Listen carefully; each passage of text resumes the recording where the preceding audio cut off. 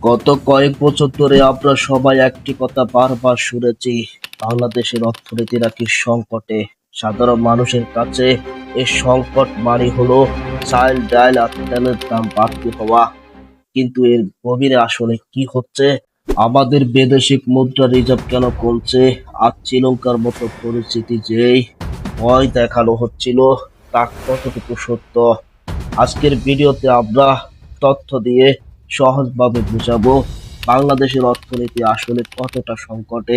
বিশ্ববাজারে জ্বালানির দাম বাড়ার কারণে দেশের ভিতরে ডলারের সংকট, কয়লা বা গ্যাস কিনতে না পারায় ঘন ঘন লোডশেডিং এর মুখে পড়তে হচ্ছে আমাদের শিল্প কারখানাগুলো। ইরান আর যুক্তরাষ্ট্রের যুদ্ধের কারণে বিশ্বজুড়ে অর্থনীতির সংকটে রয়েছে।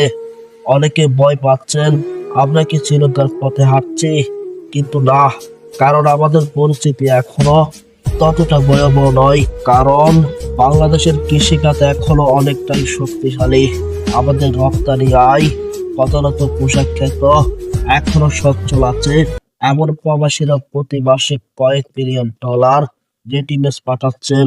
শ্রীলঙ্কার মতো আমাদের পর্যটন ক্ষেত্রে উপর নির্ভরতা নেই, যা যুদ্ধের সময় পুরোপুরি ধসে পড়েছিল। আমরা আগেও অনেক দীর্ঘ কাটিয়ে উঠেছি, তবে এবারের অর্থনৈতিক চ্যালেঞ্জটি দীর্ঘমেয়াদী। সরকার সঠিক সময়ে সঠিক সিদ্ধান্তই পারে আমাদের এই সংকট থেকে মুক্তি দিতে। আপনার কি মনে হয় আমাদের অর্থনীতি কি দ্রুত ঘুরে দাঁড়াতে পারবে? কমেন্টে আপনার মতামত জানান। ভিডিওটি ভালো লাগলে শেয়ার করুন এবং সাবস্ক্রাইব করে আমাদের পাশে থাকুন। ধন্যবাদ।